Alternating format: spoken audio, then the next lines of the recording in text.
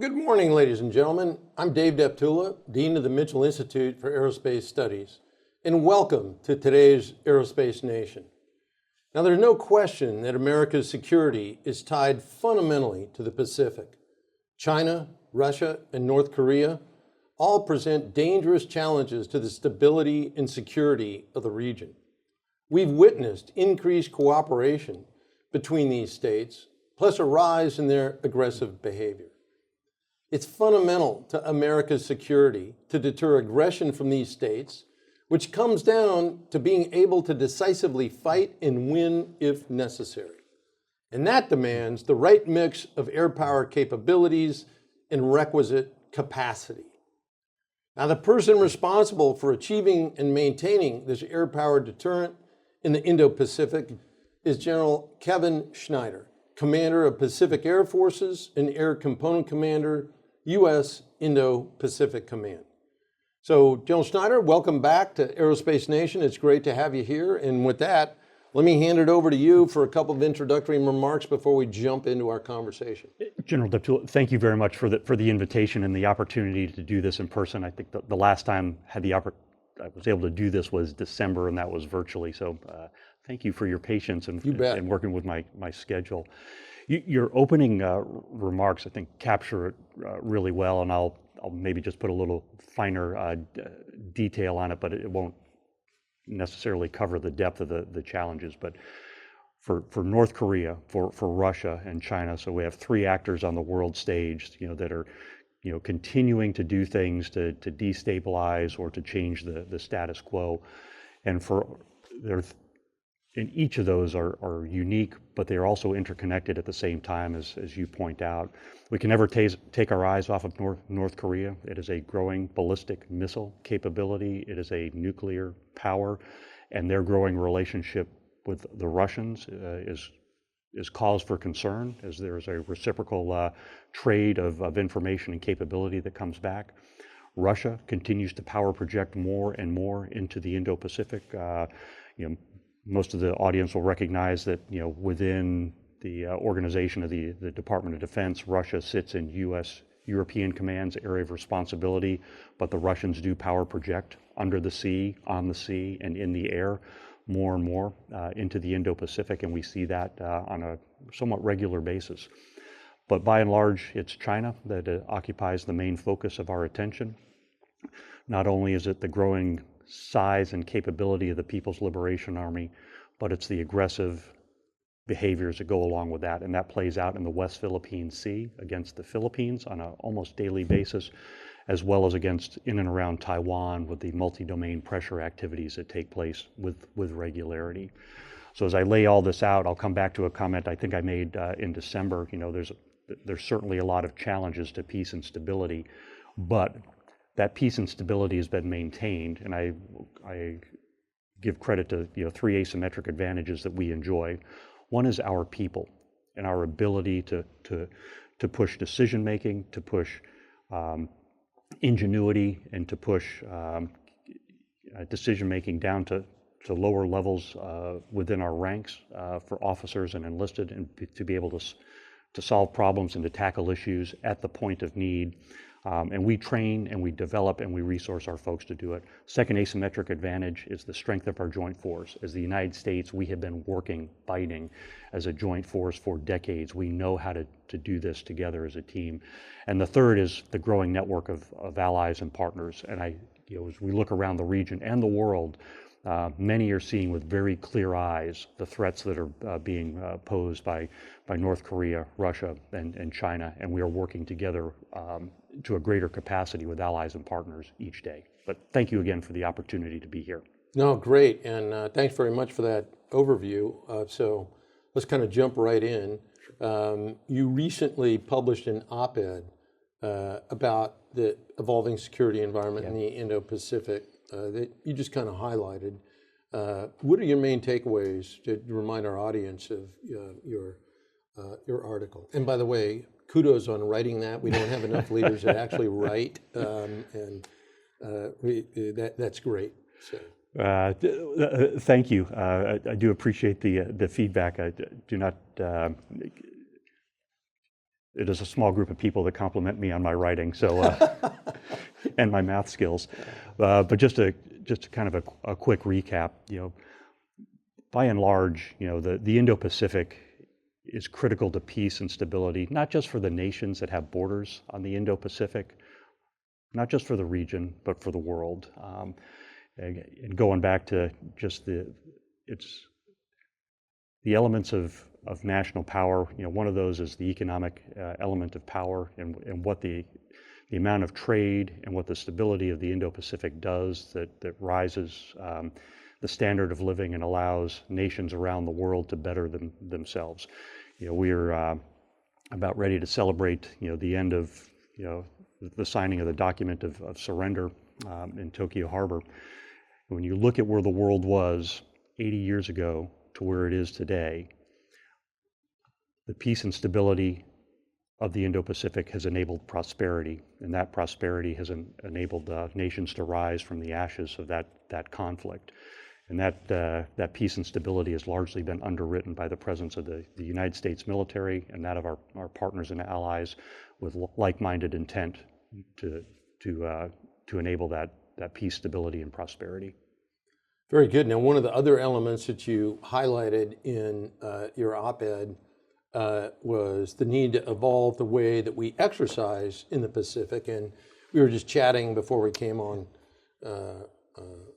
video here, the importance and the intensity of Refor-Pac 25 as a positive example of that change. Could you elaborate a little bit on that? Yeah, absolutely. And through the course of my growing up in the Air Force, a lot of our exercises and what we do is certainly focused at the tactical level of warfare. And I could pick a number of examples, but I'll use this one. So Red Flag, Alaska. So a fighter unit like one that I was assigned to would go to Red Flag, Alaska for 2 weeks. And the scenarios, not scripted, but the scenarios would be largely focused to solve tactical problems each day, and there would be some connection from day 1 to day 2 to day 3 about the evolution of the scenario, but it was largely focused on what we're doing, with the unit that I was in and some of the accompanying units that were participating in this event.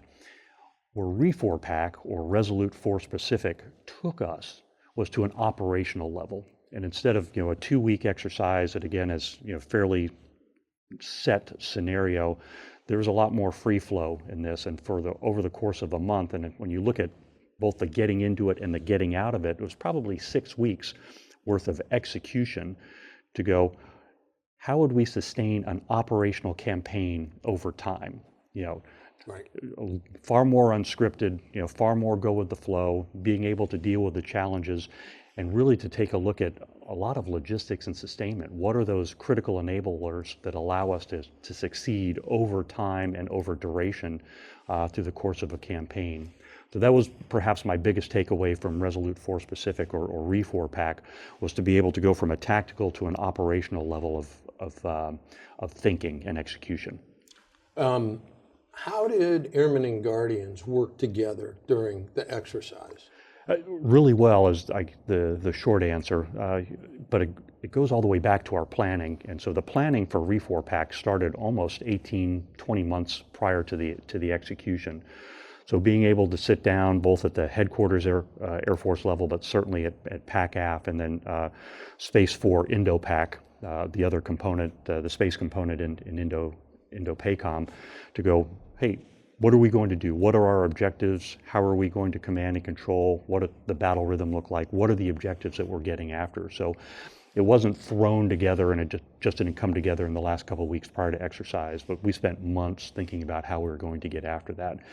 And for all that we do, certainly for command and control, battle management, space is such a critical piece of that. And I think we walk out of this with a better understanding of when we do this again, and we will, what are the areas on which we're going to build on and improve, especially for the cross-component integration. You mentioned in your opening remarks the importance of people, and we've discussed the importance of command and control. Do you have all the people that you need to be able to perform the command and control function in the manner in which you expect conflict to erupt in the Pacific? I'd say that's one of the areas on which we can improve, which is probably a way of saying, yeah, no, probably not at this point. And I'll paraphrase the great American philosopher General Mike Minahan, who said, he would never cop to being, ready enough or resourced enough, which I think is probably true for all of us. But when I look at, what are the keys to success, whatever it is we do, air superiority, global precision attack, global mobility, et cetera, any of the functions, ISR, any of the functions of the Air Force, the tree that hangs on, the tree of our platforms and our capabilities is command and control. And I see a need for us to continue to invest and improve, and that's people, making sure that we're evolving, the manpower and where it sits. There's a pipes part of it, and that's the pathways in which we communicate. It's the data systems, and then it's the processes, which I see as a, what are those the delegation of authorities, and if we are cut off, what are those things that allow us to be resilient and still execute command and control? So a long way of saying, yeah, there are opportunities for us to improve the people, the pipes, and the processes for command and control battle management. And please do not give me credit for that one. That was a Major General Dirk Stuff Smith simplification to me a few years ago, and to help me understand what it is to make things work. And it all boils down to resources. It does. And we certainly need more resources allocated to the Department of the Air Force. And the audience knows I could go on for hours on that one, but it's critical. Okay. But before we digress, let's get back to the Pacific. Deterrence is one of the most important desired effects in the Pacific, and no one really wins if we end up fighting a war with China. But what are the specific strategies, capabilities, and approaches that you believe are most effective in achieving deterrence? Yeah, a few years ago, I had an Indo-Pacific commander that used to describe it this way, and I'll try to do him justice. And he described deterrence as a bit of a mathematical equation. It was capability times willingness times messaging. And his point was, if any of those factors are zero, then deterrence is zero. It wasn't an addition problem, it was a multiplication problem. But within that, capability is the outsized factor in deterrence. So finding ways that we can continue to improve our positions, our capabilities, and to be able to adapt ahead of what a potential adversary is doing is by far the most important of those factors. Speaking of needs, let's talk about shift gears and talk about force structure for a bit. How does the Air Force's current force structure measure up to the operational demands in the Indo-Pacific? It's measuring up, it's meeting the demands. I think now as we look to the future to ensure that we make those right decisions that continue to keep us ahead of what a potential adversary is doing. And again, I think we see, going back to the opening remarks, there's growing capability in terms of and capacity from actors on the world stage. For the United States Air Force, it's to continue to stay ahead of that, building forces that are adaptable, capable, and able to operate and deal with a growing anti-access area denial environment that an adversary tries to lay on top of us and attempts to use to push us out of parts of the world. Right. Well, are there particular investments that Congress could help the Air Force with in mission areas that, quite frankly, are now high demand, low density? I will go back, of all the things that we do in the Air Force in the 5 functions, the command and control piece I think is critically important. And of all the investments that we make with modernization, again, which are good, and I see that we're on a good path with our modernization efforts, and I'll point to the F-47 and B-21 as being a couple of keys there. But to enable that success, to enable those capabilities to fully deliver and to fully take advantage of what they bring, there is a need to continue to invest in command and control, battle management. And I would say, perhaps overly simplified, that those investments in command and control pay out in the near term, before some of the other modernization efforts will deliver on their timelines. Very good. Now, one of the items that quite frankly affects command and controls, if you take a look at what's going on, as I'm sure you are, with Russia striking Ukraine daily, and Iran's attack, Iran's attack against Israel, but that obviously drives home the importance of air and missile defense. It does.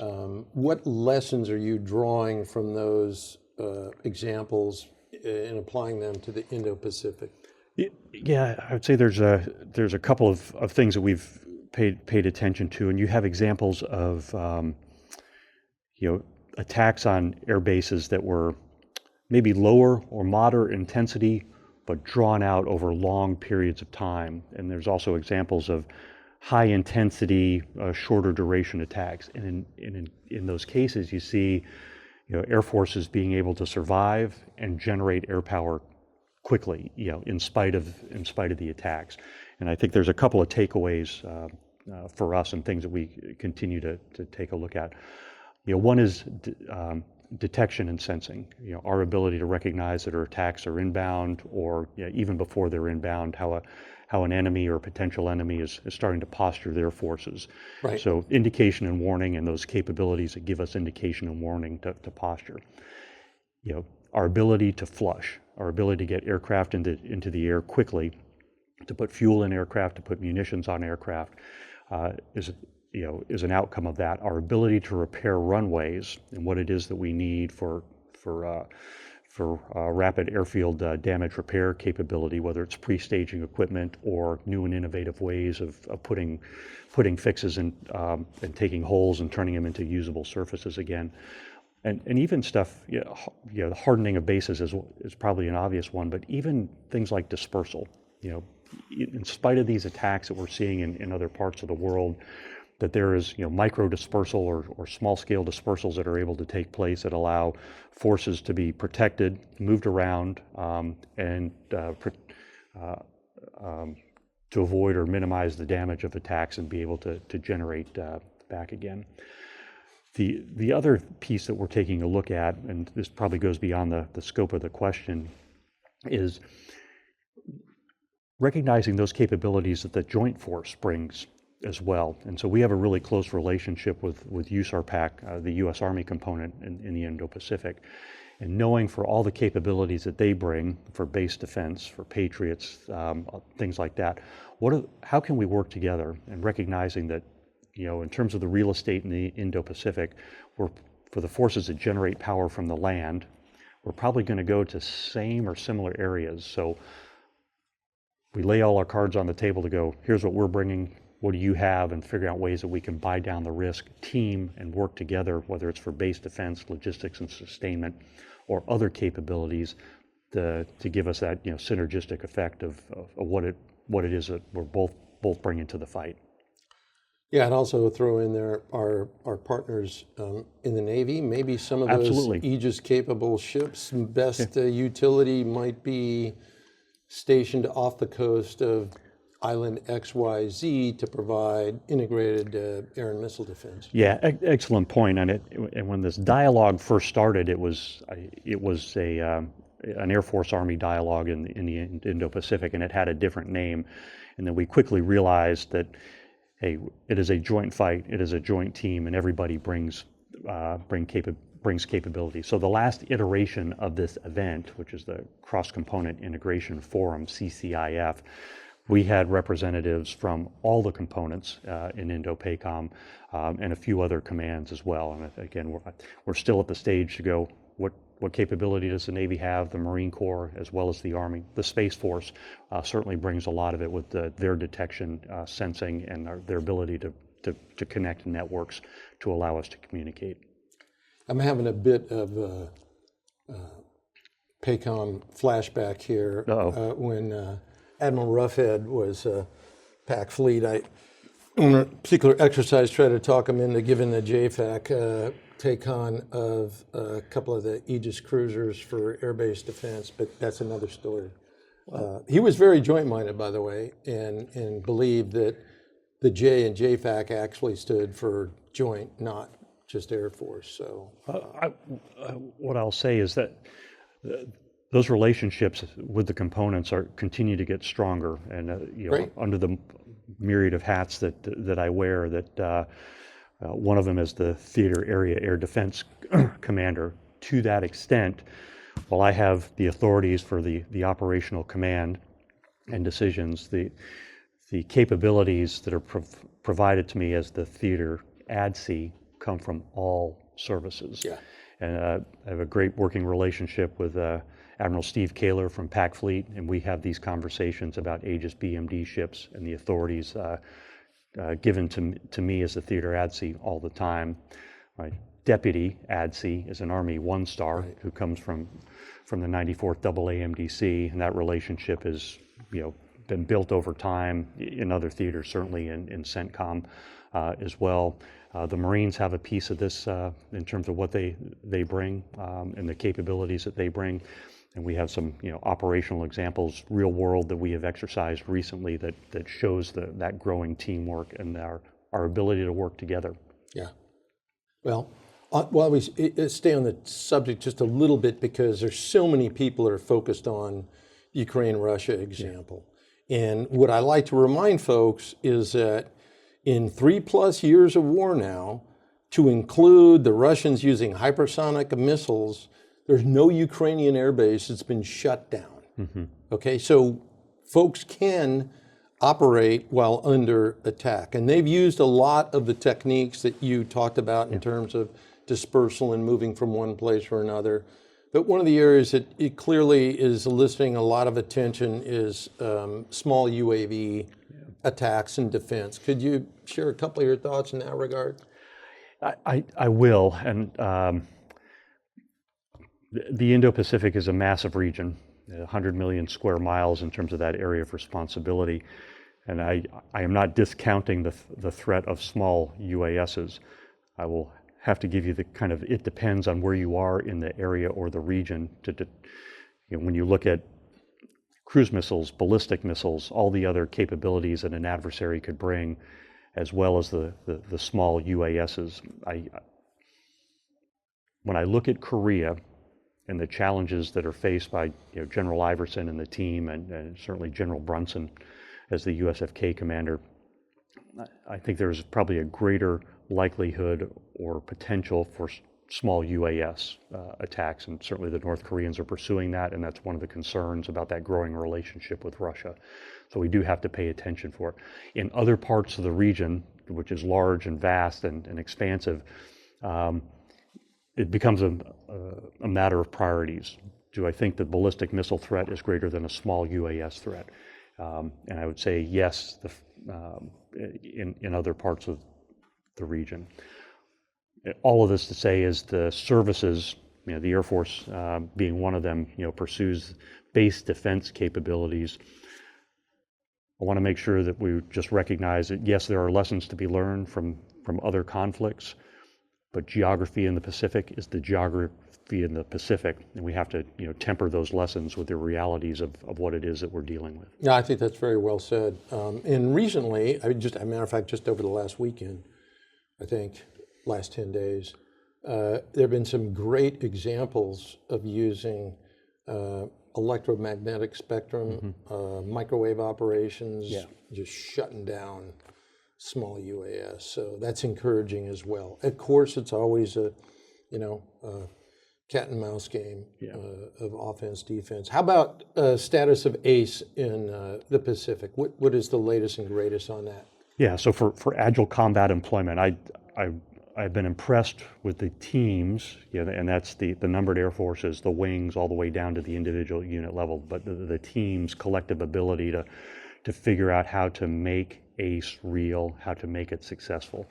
And I think by and large, RE4PAC was a big step forward in that regard. And for years, as we've looked at agile combat employment, it's largely fighter focused. And it's because of the forces that we have predominantly in the first and second island chain. And we've been doing a lot of stuff at the unit level.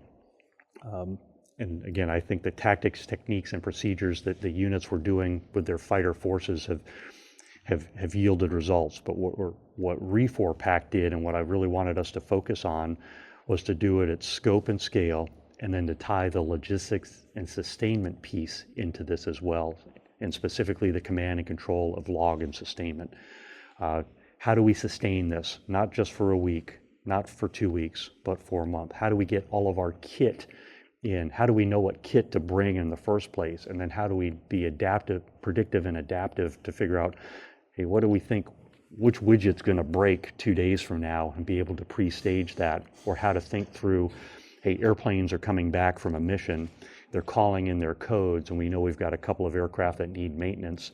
So where do we put them? How do we best enable those aircraft to go to the places where there's fuel, there's munitions, there's maintainers, there's parts, and there's a serviceable runway from which they can operate, so we can turn them quickly. And RE4PAC did a lot to help us understand the gaps that we need to cover, as well as it also highlighted the ingenuity of our airmen to solve these problems on the fly fairly quickly. Again, another area where resources become very important, particularly when you think about dispersal and everything that goes along with it that you just talked about, in the context of, okay, if you can have all these operating locations, and you also have to equip them with logistics capability and supplies and sustainment to all these places in advance and not wait for the war to start. Absolutely. So pre-positioning of supplies is a critical enabler, and I think the more that we can exercise at scale, like we did this past summer, the more we understand, okay, what is it that we really need to operate, you name it, F-22s, F-35s, F-16s, out of austere locations for 2 weeks to a month, and allows us to build our pre-po requirements better and more effectively, so that we're going at this in a smart way. And then through the course of the duration of an exercise, again, in austere locations, to recognize, hey, we didn't think about this, that we were going to put a certain amount of demand signal on parts of the supply chain. Okay, let's figure out how we either put that in our pre-po kit, or how we start pre-staging at intermediate locations to figure out, hey, we're going to have a burn rate on these parts or these capabilities. Let's pre-stage them in a way that's smart, that we can get them to the fight quickly. Let's shift gears just a little bit and talk about kill chains. Sure. It's pretty evident to our audience that our current force structure is dependent on long-range kill chains, which China obviously hopes to degrade, if not break, in a future conflict. So how do we ensure we can still net desired effects given China's growing capabilities in this regard? Multiple parts of this. I think the obvious answer is we need to build resiliency into our long-range kill chains. We have to have multiple pathways, and we have to be able to continue to think of new and innovative ways to communicate. And this is just not a fighter force challenge. This goes across mobility, it goes across bombers, and the entirety of what it is we do. And I do see a lot of innovation in this regard, figuring out ways that we can turn every platform, a tanker, a bomber, a fighter, into a C2 pathway or a C2 node, not just the traditional ISR platforms that we think about. I see a layered approach. There is a place for space. There is a place for air-breathing platforms, and there is certainly a place for terrestrial-based platforms to be complementary in our long-range kill chains. There's also, a need for us to figure out ways to go after the enemy's long-range kill chains as well, to poke their eyes out, to blind them, to prevent them from doing what they're trying to do in that regard. And most of that conversation goes beyond the scope of this particular dialogue, but there is, I think, there's a lot of effort in this regard. There's certainly a lot of effort in Indo-Pacific to find ways to go after the enemy's long-range kill chains. And much of that is in space and cyber, as well as what some of the other services are doing. The last piece of it is, if long-range kill chains are broken, they're reds, blues, we still need the ability to have organic kill chains, or our organic ability to deliver fires. And that I also see as an advantage of the United States Air Force and the United States Joint Force, because we train to this, and we have trained and developed to this for years, and we know how to do this business. Part of that is, I think, as we look at requirements for our future capabilities and our future systems, is to be able to build longer range sensing, longer range detection, longer range weapons that allow, if we are driven, all of us driven down into organic kill chains, to give us the longest arrows in the quiver and the ability to get those first shots off. Awesome. Before we go on to the next question, just let me applaud your offensive counter-air spirit, because there are too many people that are only talking about defense. Yeah. Deterrence is based on an adversary not being certain that they'll be able to execute their plans, and part of that deterrent equation is making sure that, and I'm not putting words in your mouth, these are my perspectives, having actually used these principles in the past, but that's holding an adversary's kill chain and ability to operate at risk from the very early moments of any conflict, and particularly with hierarchical adversaries that are run by dictators, which is the case in Russia, China, North Korea, and Iran. It is enormously valuable to be able to put them at risk and let them know that they're not going to be able to get away with this, in terms of having a free hand to play at the beginning of any conflict.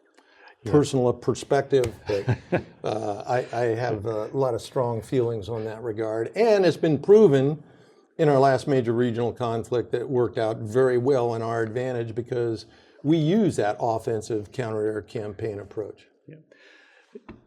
And to the asymmetric advantage of the strength of our people. I mean, we look at what goes on in open press reporting. I'll pick China for an example, where senior leaders are being taken out left and right, and there's clearly a continued Absolutely. Centralization of power. Yep. Centralized control, centralized execution, which will take away from flexibility. To our advantage, one of our asymmetric advantages, we trust our people, we train our people, we continue to find ways to delegate authorities downhill so that people can men and women can make decisions at the lowest level, the lowest competent level of execution authority, to be able to continue to apply pressure against an adversary. And we are not, reliant on a stovepiped, C2 network or C2 structure.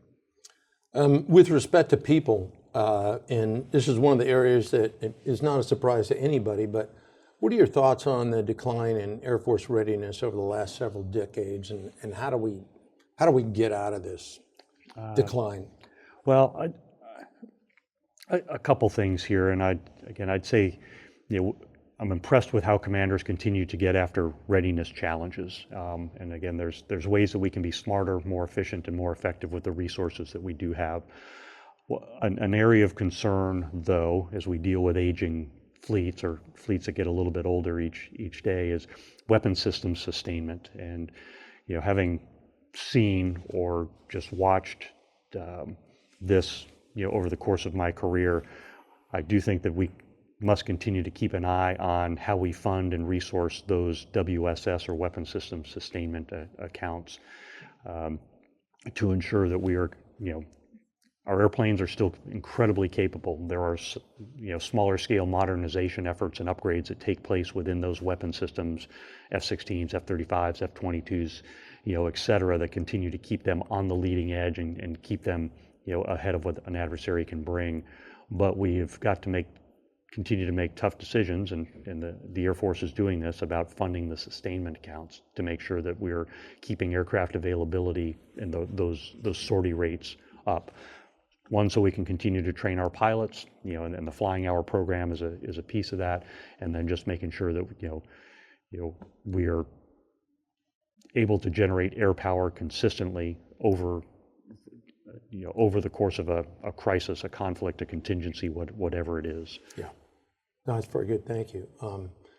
Now, one of the things that obviously is a key part of your strategy, as well as the Indo-Pacific commander, is that a fight out there in your theater won't just involve explosive lethality, if you will, but non-kinetic effects as well.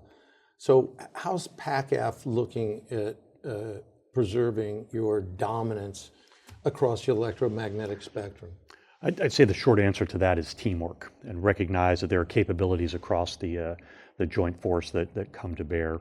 Others have said this, I certainly won't take credit for it. You know, the first fires will take place in space and cyber. So continuing to, we have close working relationships, either up through Indo-Pacom and then over to other combatant commands or with the other components to recognize what are the capabilities that other components and other services bring in the electromagnetic warfare capabilities, figuring out how we build our plans, whether it's O plans or contingency plans or other capabilities, to go, here's what we're doing, here's the enabling things that we will need, and to lay that out on the table, and to get to get those capabilities from the joint force engaged and intertwined with what it is that we're doing, as well as to kind of set the requirements to go, hey, this is how we think we will need to fight to bring capabilities to bear. What are the demands that we put back on the Department of the Air Force? What are the demands that the other services put on their higher headquarters, as well as the combatant commands, plural, Indo-Pacom, Cybercom, Space Comms, demands that they continue to put out. I'll finish where I started, and it's teamwork, and it's being able to have these conversations at higher classification levels to figure out what it is that we all need to go after this. Very good. Now, those that watch PACAF closely know that Kunsan's F-16s have moved up to Osan to stand up the Air Force's second F-16 Super Squadron.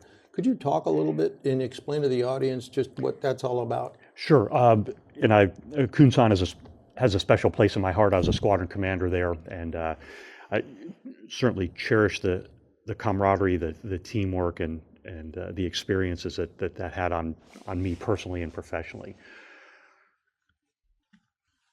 Laying that aside, when you look at Korea, we had 3 small F-16 squadrons at 2 locations. One of those locations was a remote location, and so you have some additional challenges with manpower there.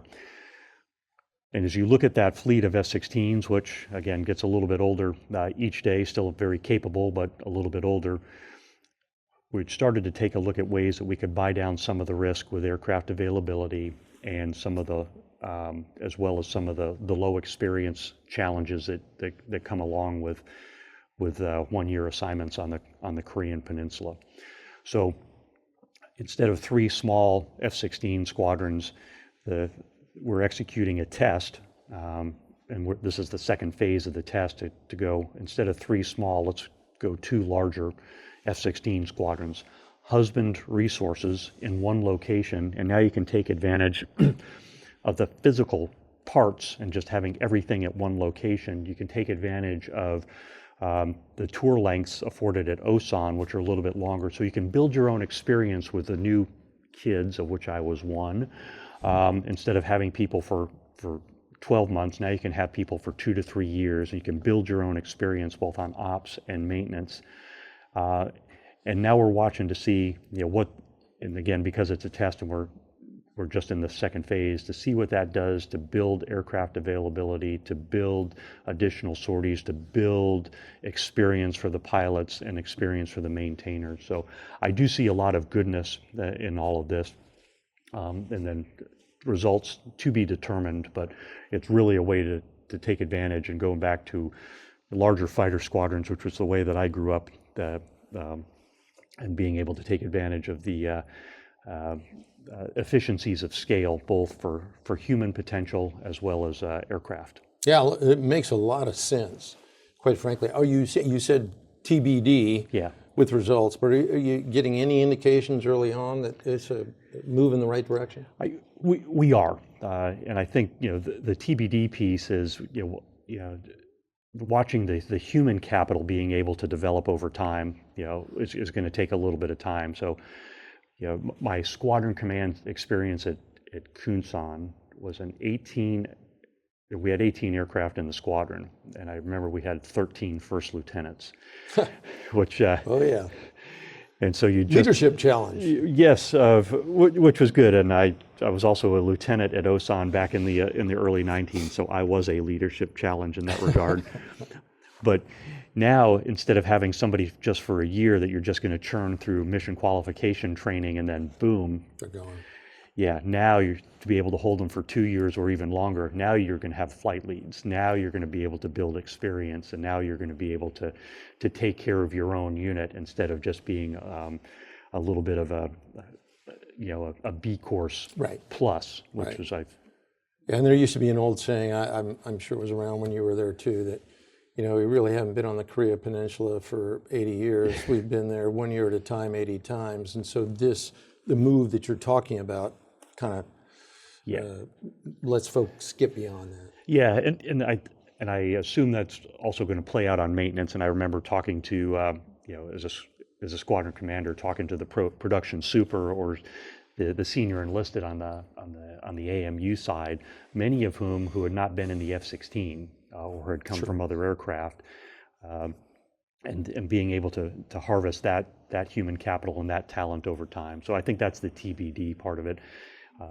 The places where we are seeing, I think, some quick payback is there is a little bit of an increase in sortie production as we have gone to the larger consolidation of iron within the units. Great. Well, let's shift gears, and I'm attentive to the audience. I'm going to leave some time for audience Q&A, so this will be the last one between us. But how's your relationship with the Space Force evolved in recent years as the Space Force Indo-PACOM relationship has grown? I'd say really well, and we literally share physical spaces at Hickam, and the Space Force component occupies one of the buildings on the headquarters PACAF campus, and the Space Force is tied into our battle rhythm events. Again, it is a small footprint of manpower that they have, but just watching them continue to find ways to thread in more with what we're doing has been a big positive. So Brigadier General Mastelier was the commander for most of my tenure. Brigadier General Denaro just took the flag recently, and I've known Brian for a little bit from our previous experience in the Pentagon, and that relationship is really well. But over the course of the summer during our exercises, both RE4PAC and then PACAF also certified as a joint task force, which was direction from the Indo-PACOM commander. A lot of goodness in that. Yeah, thank goodness. It's about time. But we can talk more on that later. But but man, they both Chachi Mastelier and then Mucho Denaro committed themselves and their staffs to every element of our battle rhythm that we were going through, and that teamwork just continued to play out.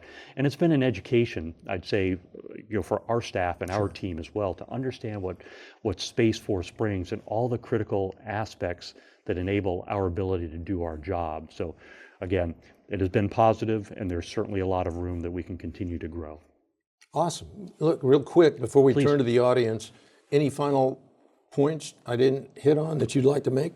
General Deptula, there are not, but I will circle back and just say thank you. Thank you for the opportunity to do this, and thank you for the ability to have this dialogue. And again, to go back to, well, there are a lot of challenges out there in the theater, and I think we all see those pretty well. The fact that we maintain the relative peace, stability, and prosperity, and the fact that we are an effective deterrent force, not just PACAF, but the joint force, Indo-PACOM, the entirety of the DoD, is because we were able to get after it and do our jobs well every day. So I thank you for this team's contribution and being able to be a voice for what the warfighter needs. Well, thanks for your leadership and for taking the time to be here. So Easy. with that, let's shift it over to the audience. I think everyone out there knows the drill by now. When I call on you, please unmute your mic. First thing to do, and then state your name and affiliation. So we'll start right off with Greg Hadley. Go ahead, Greg. Hi, General Schneider. Appreciate you doing this. My question was, you mentioned the F-16 squadron in Korea. I'm wondering about the other transition in Japan as you guys prepare for the F-35 and F-15EX. How's that process looking, and what kind of risks do you need to manage during that process? Thank you. Yeah, Greg, thanks for the question. I'd say that the transitions are going well. It's one of those where for all of them, there are a lot of moving parts, literally and figuratively. And it's my biggest challenge, I would say, is just being aware of every single piece that ultimately delivers warfighting capability to both of those locations. So I have a good dialogue and an active dialogue with both of the wing commanders to understand, making sure that funding is on time, making sure that the infrastructure upgrades are on time, making sure that aircraft deliveries are continuing, making sure that people are being trained.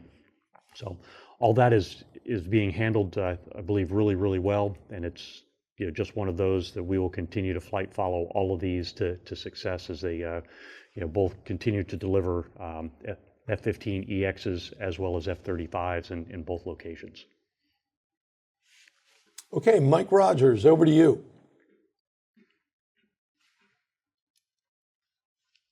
Yes, you mentioned the small UAS not being a threat at many bases, but what about the multi-hundred-mile things like the Shahed class mini cruise missiles? They're not really UAS, they're mini cruise missiles. What about that threat, and what's the approach to protecting the bases?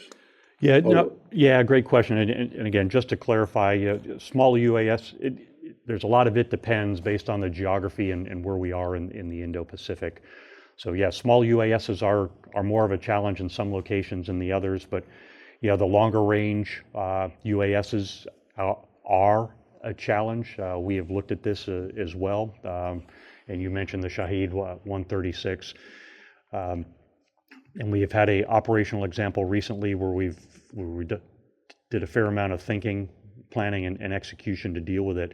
The short answer is, in all of this, it's a multi-layered approach, and I don't, there's not necessarily one particular system as we look at, threats that come from or multi-layered threats. So as we solve these problems for integrated air and missile defense, there's a need for short-range systems. There's a need for airborne DCA to deal with cruise missiles. There's a need for Patriots, as they for ballistic missiles and/or Aegis capabilities. So, a lot of this is taking a look at what is the potential threat, Shahed 136 being one of them, and then looking at our inventory of capabilities across the joint force to go, all right, do we need the Marines? Do we need to task the Marines to bring this capability for a particular threat? Do we need the Army for this? Do we need the Air Force? Do we need the Navy, et cetera? It's, again, kind of a roundabout way of just saying that, we look at all of this, and it is somewhat situation dependent based on an adversary's capability and then the location of which we are trying to defend. Okay, Steve Trimble, over to you. Hi, thank you, General Schneider.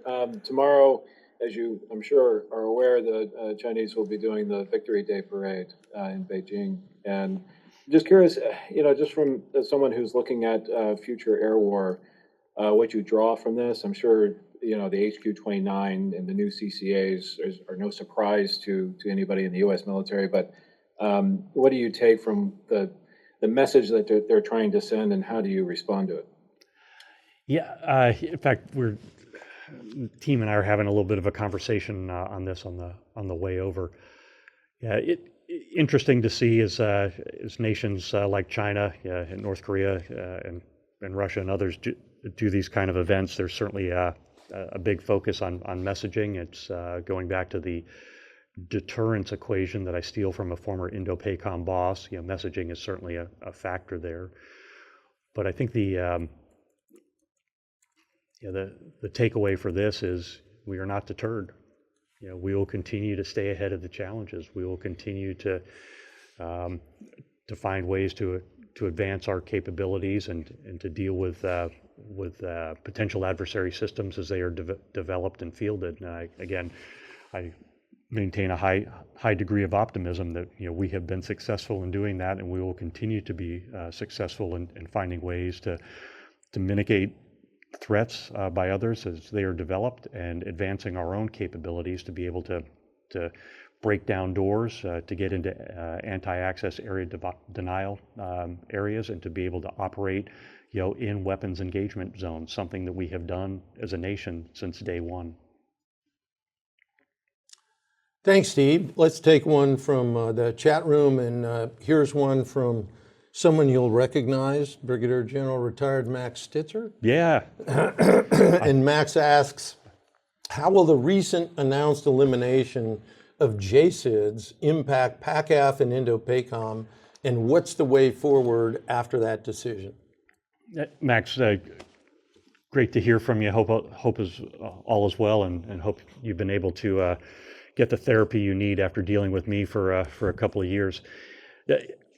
I would say I am probably not as well versed on JCIDs as I should be, but we were having this conversation in the headquarters last week, and again, I think there are some elements of the JCIDs process that probably needed to be updated or weren't moving at the speed that they should have been. So again, I'm optimistic that as we dismantle this, take it apart, that the follow-on processes will be a little bit more perhaps effective in what they were truly trying to get after.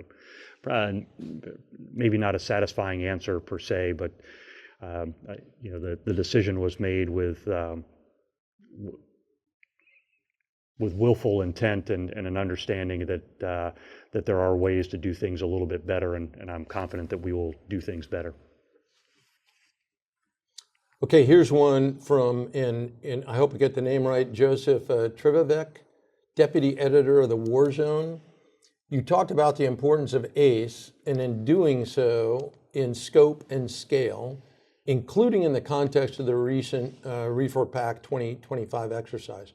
Could you please provide an update specifically on the rehabilitation of North Field on Tinian and its particular value to ACE in the Pacific? Did it play a significant role in REFOR-PAC? Thank you. The short answer is, did North Field at Tinian play a role? I would say no, because we did not necessarily operate off of it.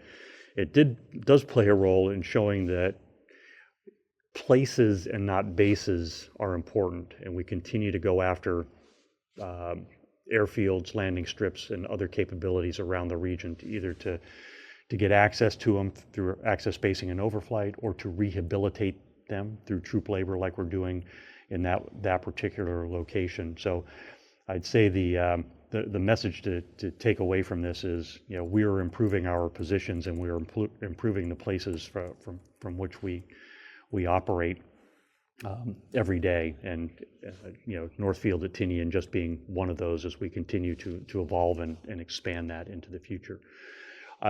You mentioned scope and scale for REFOR-PAC and Agile Combat Employment, and I failed to mention it when I went through my earlier comments, but I will highlight that just for that exercise and why that was important compared to other Agile Combat Employment events is at the peak of REFOR-PAC, during one of the days, we had about 420 aircraft involved, not only from the U.S. Air Force, but from the Joint Force and others.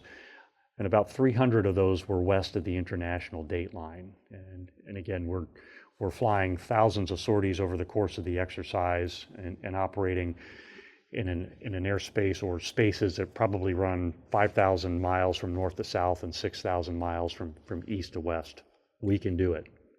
The United States Air Force, the Joint Force, and others can do this, and we're the only ones that can do it at a scope and scale of that nature. So there's a lot of positive aspects of that exercise that we take away from.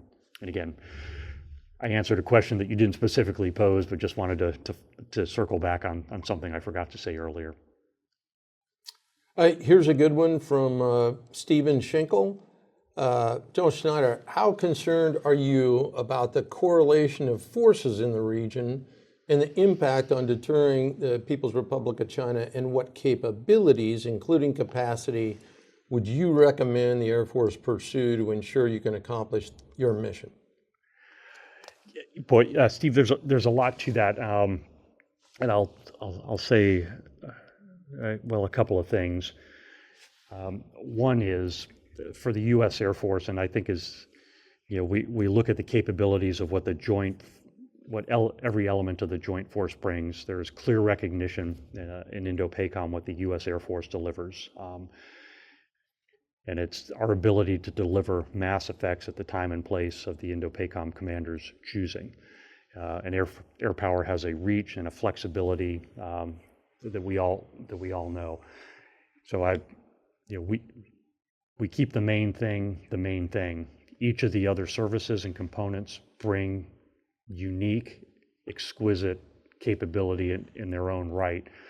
And we have to continue to, and I'm trying to, again, read your mind, which may be a dangerous thing to do, or I may make an assumption here. When you talk about the correlation of forces, the strength of the U.S. Joint Force is without question. So each of the components, each of the services brings capability in that regard. And so for me, it's bringing those things that within the 5 functions of the Air Force that only the United States Air Force can do, and that's how we need to continue to advance and pursue and spend our resources. In addition, as we look at the allies and partners around the region, they bring capability as well, and there is a mix. And not to go into specifics, my piece for that is not everyone needs to look like the United States Air Force, and there are enabling complementary capabilities that allies and partners can bring, should bring, will bring to this to help us all collectively work together to bring the full effect of air power, whatever the contingency, whatever the challenge that we're dealing with in that regard. But again, the dialogue that we have both within the Joint Force and then the dialogue that I have with air chiefs around the region, and in fact around the world, has been really open, and I find a lot of certainly open doors in that regard, as everyone has got, again, a clear-eyed focus about the dangers being posed in the region right now. Okay, one final question from a former partner when we were both assigned to PACAF many years ago, retired Lieutenant General Glenn Spears. General Schneider, if Congress were to appropriate an additional amount of money and it ended up in PACAF by chance, how would you recommend it be spent? More munitions, more flying hours, more electronic attack, more exercises, whatever? Glenn, thank you for the question, and another person that perhaps is deserving of therapy, having to put up with a younger version of me for a couple of years, but thank you for the wisdom and counsel. Glenn, yeah, all of those are valid, and all of those are certainly places I'd like to spend money. I keep going back to the command and control piece in particular, and again, of all the things that we do as the United States Air Force, and the tree on which we hang capabilities and platforms and others, my pitch certainly has been on command and control, and battle management, and there's a people piece of it, making sure that we have the manpower at the C2 nodes across the Indo-Pacific. There's a pipes, and that's pathways, making sure that we have our ability to communicate both through space-based platforms, air-based platforms, and terrestrial platforms. And part of that is the data systems that we put in our air operations centers and our wings. So people, pipes, and then the last one is processes. And this is maybe more of an internal dialogue. What are the doctrinal things that we do as the Air Force? What are the delegation of authorities? What are the responsibilities that we push down? Because they're different under the theater JFAC side of my brain than they are under the Commander of Air Force Forces side of my brain. All stuff that we continue to work on. But I would, again, going back to command and control battle management, if I had a dollar or a couple of dollars, that is where I'd first look to spend it. Well, General Schneider, thanks so much for taking the time to be here today and that really insightful dialogue. Really appreciate you doing that. My pleasure. And to our audience, thanks for taking the time to be with us today. And to each and every one of you, have a great air and space power kind of day.